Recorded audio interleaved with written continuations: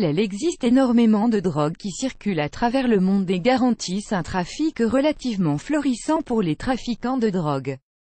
Non seulement les drogues peuvent être douces ou dures, mais de nouvelles sortes apparaissent régulièrement. Qu'elles soient licites ou illicites, les drogues, dont le cannabis, ont des effets néfastes sur la santé.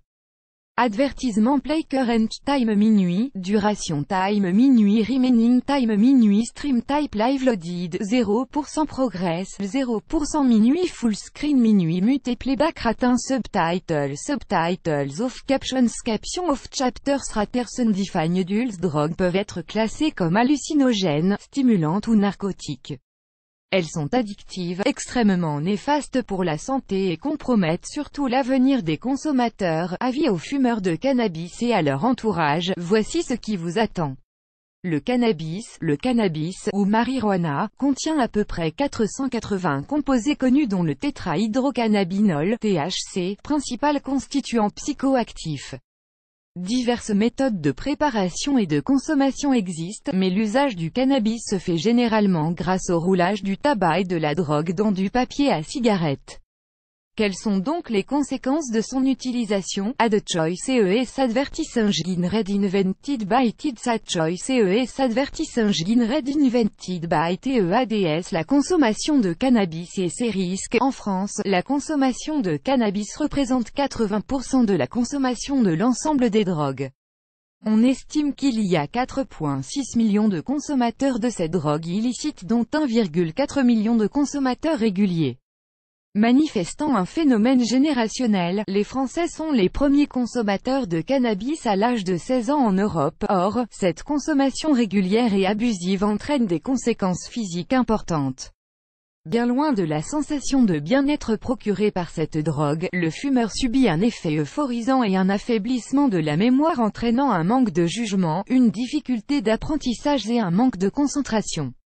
Une consommation de cannabis à un âge précoce engendre également des maladies psychiatriques dont la psychose et la schizophrénie.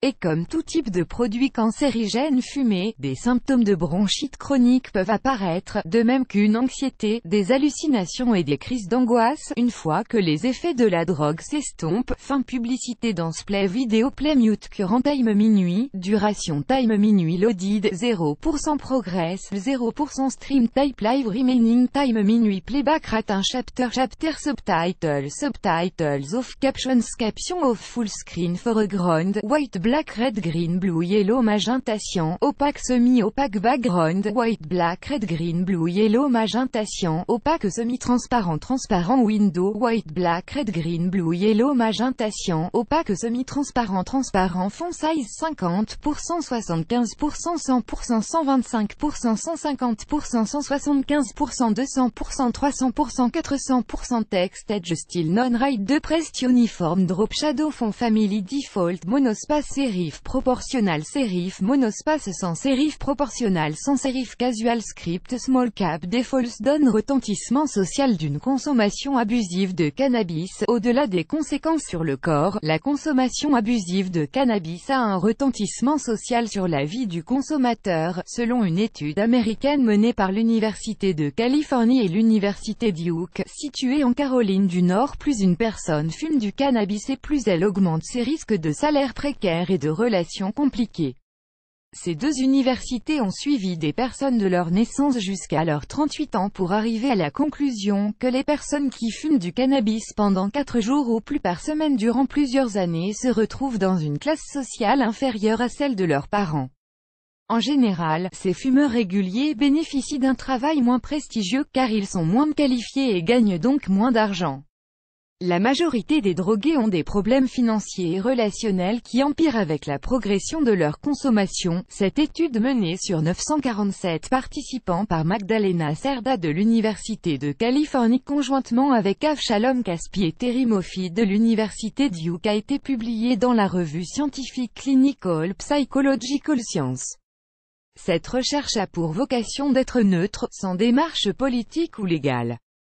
Ces chercheurs ont seulement prouvé qu'une consommation importante de cannabis sur le long terme est néfaste car elle déclenche un isolement social, a the choice ES advertising read invented by TEADS. D'ailleurs, ces conséquences sociales dont l'isolement, la rupture avec l'entourage et la perte d'emploi ne varient que rarement, que ce soit pour un fumeur ayant des problèmes avec la justice ou non.